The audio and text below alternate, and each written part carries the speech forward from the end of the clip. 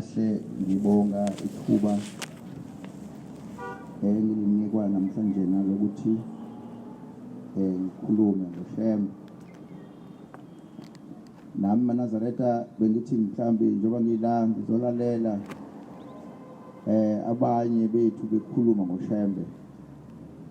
Nami ngithatha ngifaka enqolobaleni yami ukuba kungisize.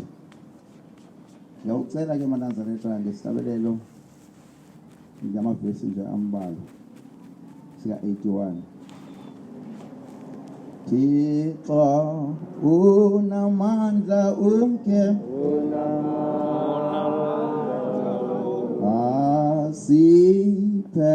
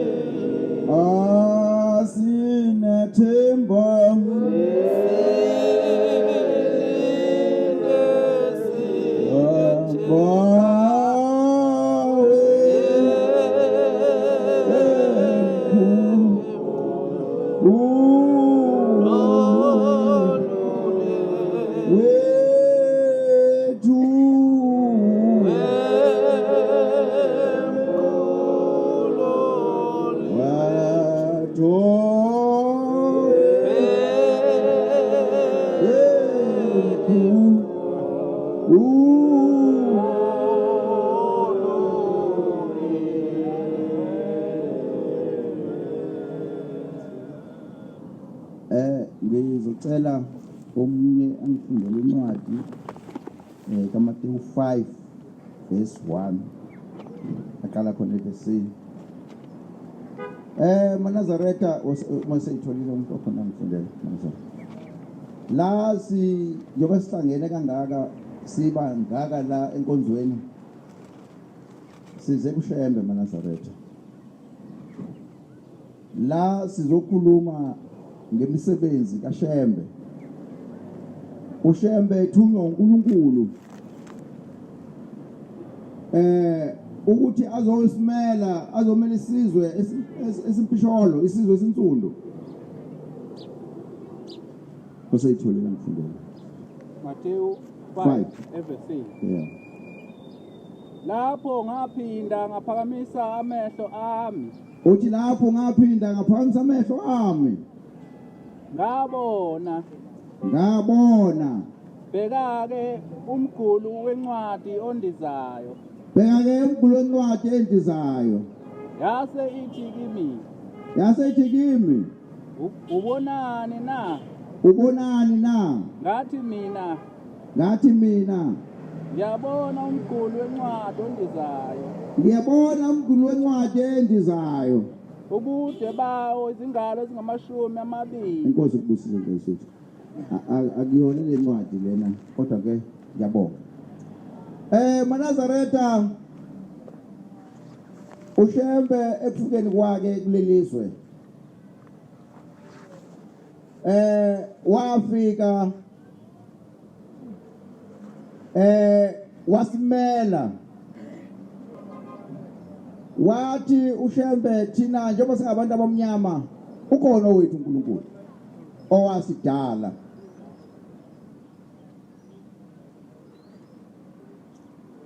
wathi ngoba bakhona abantu abafika basikhohlisa thina kulelizwe bafika bathi hayi uNkulunkulu umhlophe owenu nina aninayo uNkulunkulu khonzani lo wethu ngakho ke lahlani yonke into yenu eniyenzayo wasethi uNkulunkulu wasekuphakameni lo wathi uShembe wathi khonzani uNkulunkulu ngamasiko enu onke kodwa angaphambani nomthetho kaNkulunkulu wathi asigcine iSabatha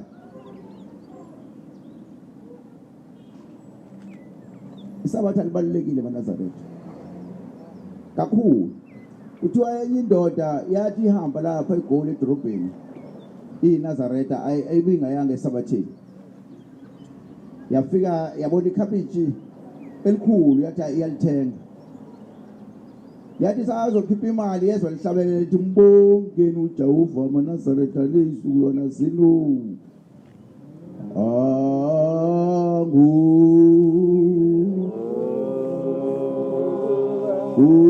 umsawakhe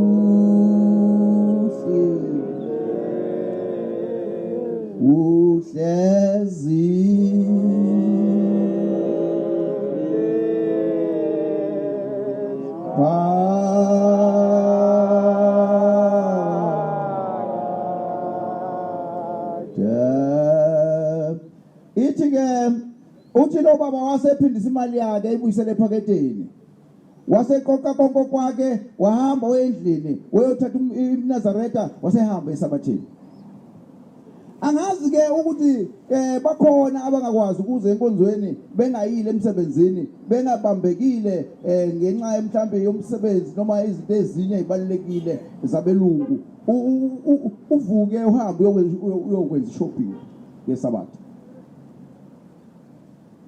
izokushaya ngilo seSabatha bazokushaya abantu bakini uyabona ilithi igama ithi indoda yakomdletshe ngizonqamulela kancane nje ithi indoda yakomdletshe eyafa yafela emgodini ngayibona le ndoda isanda kufika isanda kubuya kuloku kufa lokho uyibona ukuthi hayi lokuhlabelela kwanetha ayikakwazi iyafika kodwa ibithunyiwe ukuthi hamba utshela umhlaba wonke ukuthi uboneni uwambona njani uShembe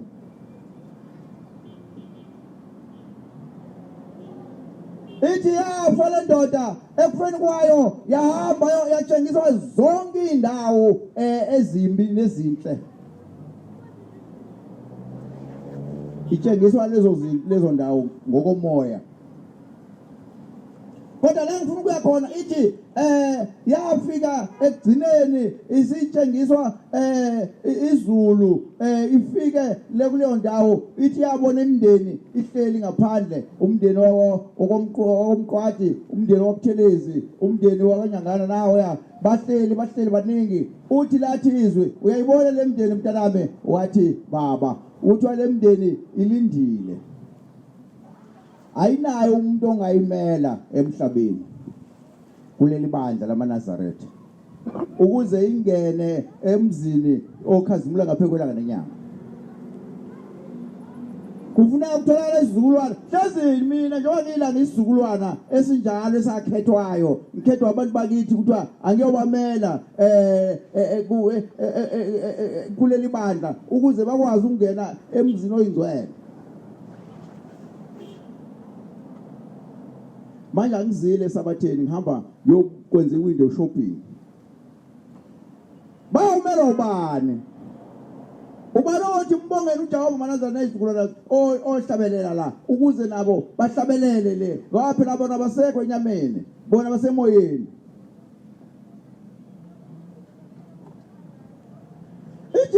lithi ke izwi kumdletshe mdletshe nawe umndeni wakini nawo ulinde wena ukuba ubuyele emhlabeni uyogqoka lengubo emhlophe uhambe uye enkonzweni yeSabatha uhambe inkonzo zonke zasephakameni uzenze ukuze nawo usinde ngokomoya.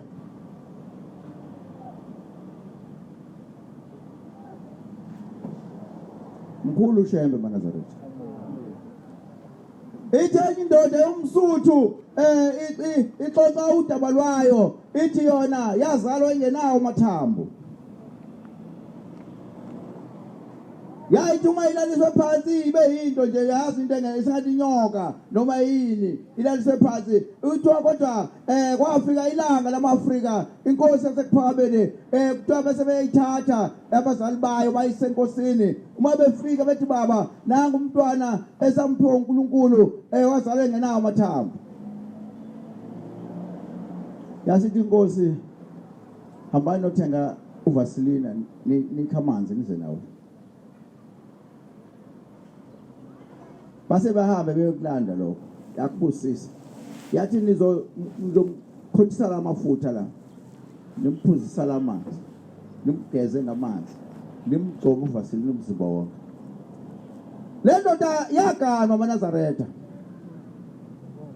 ebese kushumayela yona inonkosikazi kodwa ke uyayibona ukuthi inokuphazamiseka okuncane emzimbeni wayo but iyahamba indoda nje ephilile le ndoda ikhonza nathi la maNazaretha yakwa sasibiza sondezi kodwa iwumsuthu yakwaTsotitsi uTsotitsi iwumsuthu izanini linazizwe nonke siye uphakami nisiyogcutshwa ujwasane ile amafu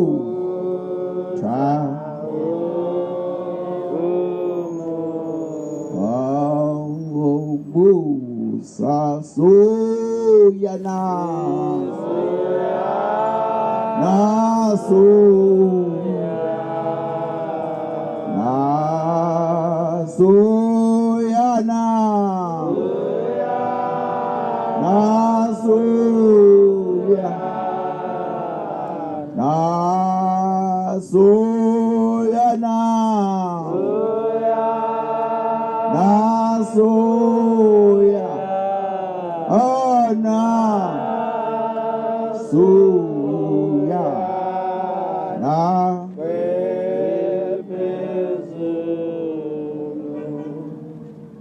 uma ungathi wena uma umuntu ekubuza ukuthi ubani uShembe uma uthanda noma ungathi indodana kaNkulunkulu uma uthanda noma ungathi uNkulunkulu uma uthanda noma ungathi uJesu wabantu enye indoda yakwasithole yaboshwa ihambisa ivangeli angazi noma mina ngiyashumayela yini noma ngiyahamba ngishumayela ngibatshena ukuthi uShembe khona angazi noma ngizoba ngila abantu mabeza kimi bethi banenkinga ngibathumela enyangeni yami noma ngibathumela kumthandazeli wami noma ngibathumela esibhedlela ngigodla le ndaba kaShembe noma ngiyabatshena ngoShembe abantu abantu basibona nje basila uShembe abamazi bayezwa ukuthi kunoShembe ukuthi uShembe ubani abamazi kodwa kunendoda yakwasithole eyathunywa ezweni elithize kwathi uhambisa izwi likaShembe hamba uyoshumayela ngoShembe ufike ubashumayeza abantu bakhona kuthiwa yafika le ndoda yasifuna icebo lokuthi abantu ingabashumayeza kanjani kuthiwa kwase kufika ukuthi ayivuke ngeSabatha ekseni ibhince imvunulo yasePhakameni njengoba imvunulo lesina ngayo ibhinca imvunulo lesina ngayo beyibuka abantu bethi ibhince isinguni. Kuthiwa yasifuna isalukazi isinika isigubhu ithi uzosishaya noma ungashaya ngayiphi indlela yasiyasihlabelela umthando wamaSamariya. Uthi ihlabelela le ndoda ihlabelela igida le ndoda abantu bayithanda le ndaba kaShembe bayithanda le bathanda lokusina kwayo kuthiwa bephuma bazoyibuka beyibuka ngobuningi ababethi uma befika beyibuka ababegula benamadliso bephalaza amadliso abebeyizishosha izikhwala besukuma abebeyimpiza impumputi ezimfama njalo babone lase liyagcwala lase liyanda ibandla. Khuluma ngoShembe maNazaretha. Ngifuna umazi uShembe noma ngabe uhlele emotweni yakho namhlanje na uze driving school noma traffic department uzwe ngalo Shembe esikhuluma ngayo umuntu onjani.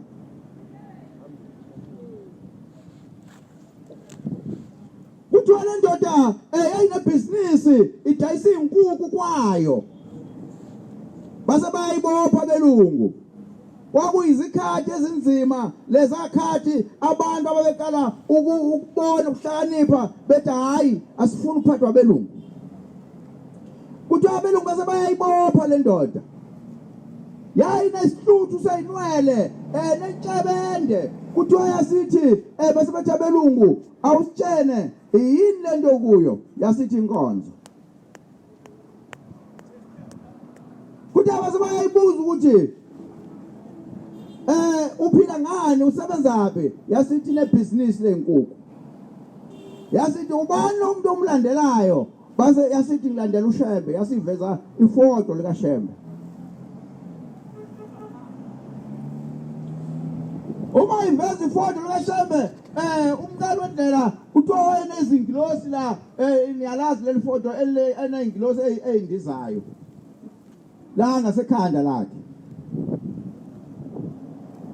Abasebenzi abelungu ubani lo wasethi uShembe yini lento engasekhanda lakhe uthi wasethi izingilosi. Wasethi basethi abelungu wena uthi wenzani kwakho wasethi udayisa izinkukhu bethi wena ngoba uShembe wakho wathathwa isithombe kwaphuma ingilosi kanti wathathwa zingekho ingilosi zaphuma esithombeni wena zingaphuma yini lezi zinkukhu efotweni lakho esimo singakuthatha manje wasethi ngoShembe lingaphuma. Amadoda ayiqinisile ngoShembe engangabazi angani noma ngiyangabazi mina. Kuthiwa yasithi ngicela isikhathi esincane ngithandaze yasiguqa sivala amehlo ithandaze ithi Shembe ukuphila kusezandleni zakho. Uma kungenzeki intando yalaba bantu angikho emhlabeni ngizohamba ngizobulawa. Yasithi amen base bemshuta isithombe. Base bethi abelungu la ubona khona base bethi abelungu hayi abantu abamnyama bathi umlingo ngokwalapha banomlingo banesalamusi. Kuyenzeka siphuma lezi zinkukhu lezi. Kuthiwa base bebona unkosikazi ehambela amakhosikazi ke safaka amalokho engakagqoki amabhlukwe leya minyaka le. Babona inkosikazi izihambela lapha ihamba indlela yayo base beyibiza. Base babona indoda naye yazihambela yale yakhona base beyibiza base babamisa bobabili ndawonye. Base bethi wesithola uthandaze futhi sifuna ukubona ngempela ukuthi lo Shembe wakho uyena yini othunyiwe uNkulunkulu. Sicela ukuthi kuleli foto esolishuta laba abantu ababili kuphuma unkosikazi efake ihavaroli indoda ifake ilokwe yasithandaza le ndoda le eusithola.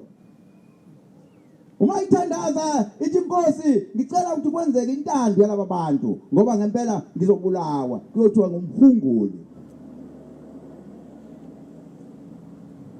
Hayi yasithandaza asithi amen base bebashuta base beyiphindisele ejele etrongweni. Ithi kuthiwa bafika belungu ngo 4 o'clock ekseni bayivuza le ndoda esithombeni lesi abacela uphume inkukhu eziwu7. Ifoto leli kuye ngokuthanda kwabo ngesicelo njengesicelo sabo indoda ifake ilokwe unkosikazi lo ufake ihavaroli base bayikhulula. Bathi hayi iyashaya le ndaba yakho, hayi asazi ukuthi singathini. Uyabona amaNazaretha amahle kube umqalo wendlela ekufeni kwakhe wafika umlungu ngabe kwathiwa ufikile uJesu, kodwa ngoba vela babecindezela bengafuni ukuzwa ngumuntu omnyama, kodwa bambona nalapho umqalo wendlela ukuthi hayi uthunyiwe. Ngoba kwathi kugcwala idolobha laseThekwini lela obaba ababeshumayela bathi kwenzeka ngo1914 lokho. Lathi maligcwele idolobha gcwele ngamanzi sebebethandaza imithandazo yabo bembiza uNkulunkulu ngendlela abambiza ngayo abafundiswe ngayo. Lo uNkulunkulu esimlandelayo asizange sifundiswe ezikoleni noma emaholweni ngayi. Asifundiswanga thina. Wafika wathiwa ufikile ulandelwa isizwe, ufikile simzwile, ufikile ulandelwa isizwe, ufikile simzwile, babazali wemadoda, babazali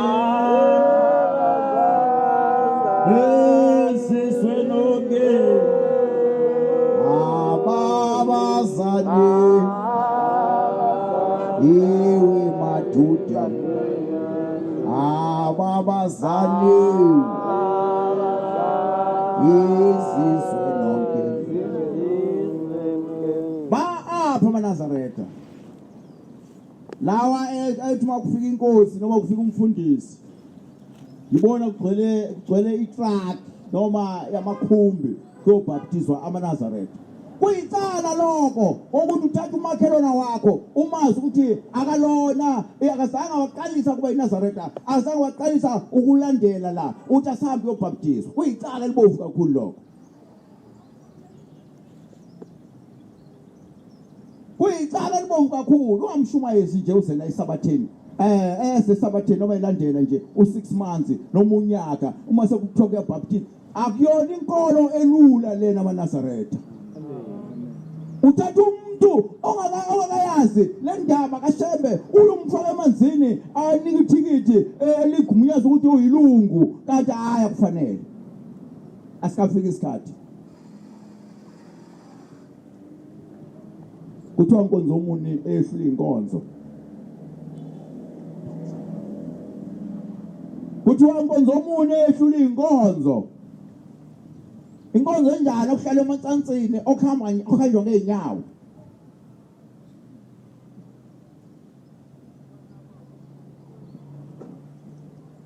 Inkonzo yokhokho bethu le. Inkonzo yobaba le akuyona inkonzo yaseholweni. Akuyona inkonzo yobumnandi. Njoba ula nabakini bala abangasekho okhokho bakho bala nawe jobula. Uthatha isinqumo kuleli bandla ukuthi ngayinikela la uzophila ukuphila kukhona ayikho into engekho la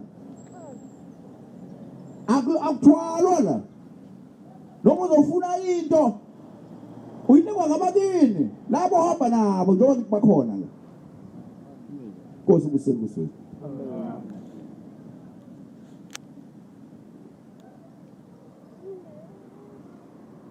Ngiyayithetha inkosi sekuphakamela.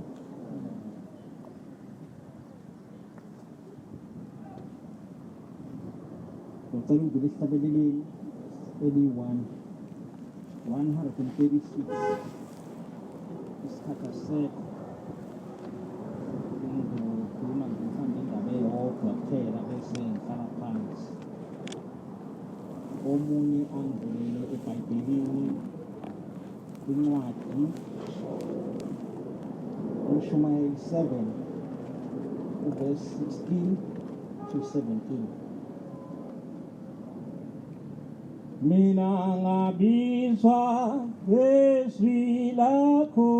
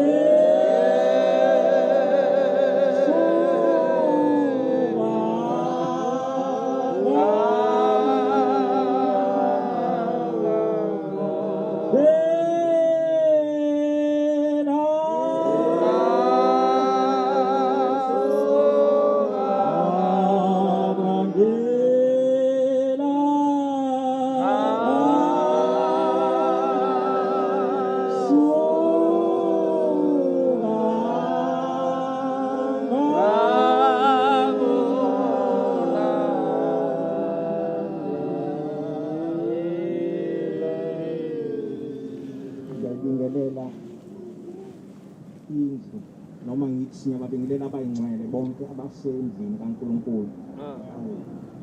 Ngiphinde ngibingelele nabasivakashele. Abavakashele ke thina bazobona uNkulunkulu ephakathi kwethu. Banempala okungena phakathi kwalendlu. Lawa kona amatshe kodwa sisendlini kaJehova. Noma amehlo singaphiwanga ukubona kodwa lapha phakathi kwethu ukhona uJehova. Khuluma kwethu ngathi ngaqexeka noma sikhuluma singakhuluma amagama azoba ngaphezulu kwethu, sikhuluma amagama angangathi njengabantwana. Kukhona umzali wakho endlini awukhulumi noma yini, ukhuluma amagama angeke umzali wakho adumale ngawo. Ngicela usayithole incwadi angifundele. Shumayeli 7. Ungazenzi olungileyo futhi ungazenzi ohlakaniphileyo kakhulu. Yini uba uzibusise na? Ungazenzi omubi kakhulu futhi ungazenzi isula.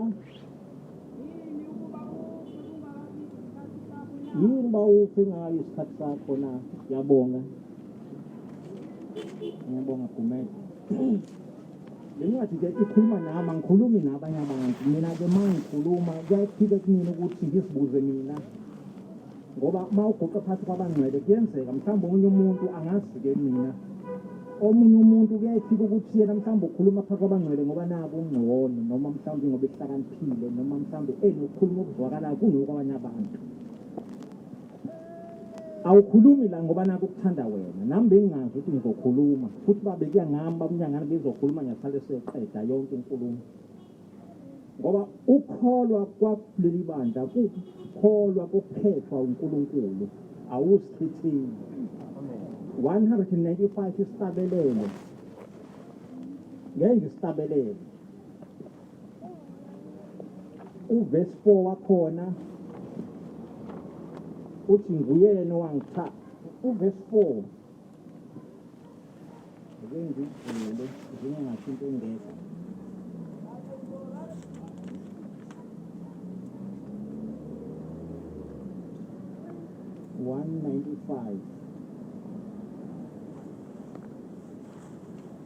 uthi nguyena wangithanda ngaze ngalithanda ngokulizwa lelo livo elizayo ngenhliziyo yami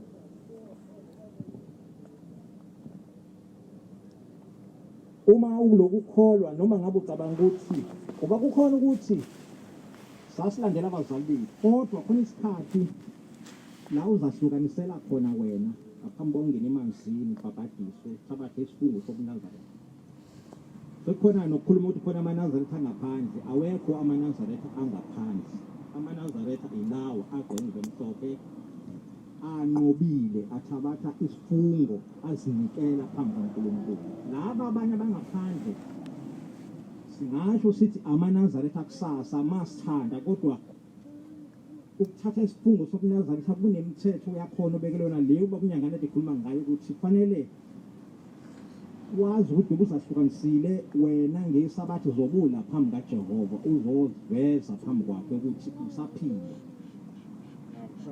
manje ke ukuba khona kwethu lapha kona ukusa nokuhlakanipha kwethu ngoba baningi bethanda ukuba lapha kodwa abekho kwake kwakhona unkosikazi ngakithi umama nje wayesekhulile wayengani kagogo wami ugogo ozala umama ke yena wayengelona iNazaretha wayemuntu wesikhuzelayo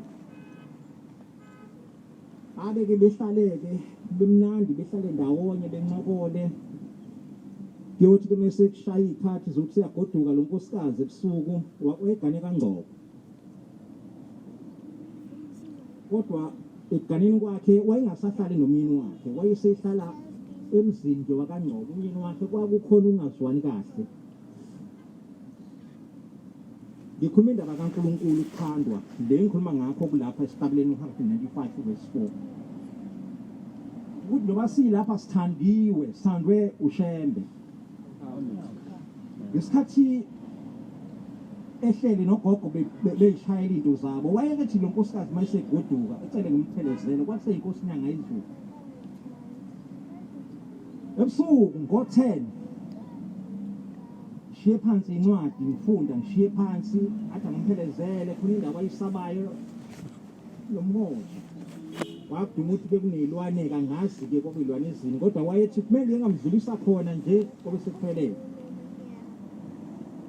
angahambi kusakhanya ngolinye ngeke mase ngibuya njalo enhlizweni yami ngithi yabona lo gogo kusasa ngizovele ngiphume ngiye kwenye indlu noma ngifike noma ngiyilalise uzahambe yedwa sengizithelo yona njalo bese angiphelezela mkhaphe lo gogo ngumwelise njalo sephuzile and ngiyamhlenga nje uyahamba nje fanele ngihambe ngimsekela ngoba indawo semakhaya ke zimbi akukho umgwaqo usihamba ngendlela nje yeinyawo kuthi ke ngolunye usuku ngimbone esengene ekuseni angene ekuseni endlini ekhaya afika bingelela ugogo bese ethi kodwa ucela ukungixoxela indaba ngixakeke nje ukuthi uzoxoxela mina ngabani le athi hey mfana wami lo Shembe nimlandelayo uyamazi uShembe ithempeli uyalibuka nanti ngaphesheya kumfula nala ihlala khona uthi ke lo Shembe nimlandelayo uthi kade efikile kumina ebusuku ngithi mina ngizoke ngizwe le ndaba uthi ke ngithe mangilele ngesikhathi nje ngifika endlini ngibe sengithathwa ukulala uthi abe sifika inkosi inyanga yezulu wayebazo Shembe noma ke ungazi mhlambe wayekafike naguqe phambi kwa inkosi kodwa wathi yena kufike uShembe inyanga yezulu kumina wazisho ukuthi uyinyanga yezulu uthi wayesekhona inkosikazi yakuthanda utshwala akaphendulanga uthi wayebesethi ngifuna ke namhlanje ukuphuza ukudele uthi ngithe mangisathi ngibheka lokho uthi kwase ngizwa kukhuphuka into kumina eyigwebu ngaphakathi yayisinyunga wase yakhipha lokutwana kade kuphuza ebusuku uthi yayisithi inkosi buphuze afika ukuthi akanqabe lokho kuphuma kuyena emlonyeni wase kuphuza futhi wafaka esifuni waphinda futhi iyakhuphuka into baphuma utshwala uthatha inkosi buphuze angikhuluma indaba inganekwane mana sangikhuluma indaba eyenzeka kumuntu ophilayo umakhelwane wami noma engasekho kodwa le ndaba wayengixoxela yona yenzeke kuye angixoxelwanga le ndaba uthi ke yenzeke lento mfana wami usuku bonke alikho elinye iphupho engibe nalo uthi bengihleli noShembe usuku bonke uthi kuze kwasa ekuseni wade ungibona inhliziyo yami eminyama akuvumi ngidle ayikho into engayifaka emlonyeni uthi utshwala namhlanje angibufuna ngicabanga nalobuhambe khona amen uthi ke itheke inkosi ngifuna ukubona ukuthi uphinde uphuze na utshwala wayesethi ke inkosikazi mfana wami sengizokulandela athi hayi ungalandeli mina landela uShembe wathi ngizokulandela ngifuna ukuthi ngibonge loNkulunkulu ongekisa utshwala ngoba kade ngangifuna ukubiya kodwa ngangizobiyeka kanjani waphenduka lo nkosikazi oba yiNazaretha sagcina sesihamba naye wayesemdala kakhulu wayesemdala uthi ke indaba yakhe ngilana sengixoxela uthi ngithama sengikholiwe sengilandela bese kuUNyazi Lwezulu kodwa wakuphenduka enyangeni yezulu uthi ke mase isikhathi senkosi uthini lenkosazana uthi ngaye inkosini ngayocela umendo uthi inkosi uthi ke ngangiyocela umendo enkosini ngafika kodwa eyimbengeni uthi base bengibuka abashumali base beyahleka bathe gogo awuganile umdala ngaka uthi wayesethi hayi ngiganile kodwa angishadile uthi ngaba yihlanje kancane embengeni uthi base bethi ho gogo ayizothola umendo uthi kodwa nje ngabonza babonthi ngithini kanti umyeni walonkosikazi bahlukana naye ngezinto ke engazazi mina ngimncane kodwa kwahamba kwathi lo baba kaNgcobo lonkosikazi lo baba wakaNgcobo wayenayo inkosikazi omunye ehlala naye eManzama waganwa ke omunye futhi waphinde waganwa omunye konakala uthe selungisela umshado base ziyafa inkomo ngisakhuluma indaba kaShembe la ngikhuluma indaba yalo mama wakaNgcobo maphakathi lo nkosikazi lo mama wayengifisela usizi mayikhuluma ngoba wayefana nentandane kodwa enabo abantwana enawo umndeni wakhe uphelele kodwa ezibona ezintandane sehamba ehlala dajukula abantwana behlobo bemhlalise kodwa enawo umuzi ngokomthetho uthi ke ngimbonile uNkulunkulu futhi esengixoxela ke futhi efike ekhaya ngangifike ekhaya bese inkosi esiqalwe njengamanje inkosi uNyangane uNyazi Lwezulu uthi ngibone indaba engayazi ngoba le ndoda yayisinglahle iminyaka engaphezulu kwama-30 nangaphezulu kwalokho uthi kodwa ngayibona ingena eminyango ngathi awushuthi namhlanje izongixosha kulo muzi mina ngixosha kulo muzi ke ngizolwa ngoba angisahleli emzini wawo sengihleli komunye umuzi uthi kanti ithunyiwe isihambe ithi yaganwa kulungi uthi ithema sekufika inkomo sizoshadelwa omunye unkosikazi ngikhona mina engishadisile ezisho ke yena uthi zafa inkomo mayihambe iyobheka kubantu bathi abantu hayi khona unkosikazi wakho ongamshadisile indaba kaShembe iwile phansi izwi mawulibike phambi kaShembe nonke nje banila ngikhuluma nalabo abafowethu nodadewethu abasivakashela abafika namhlanje abacabanga ukuthi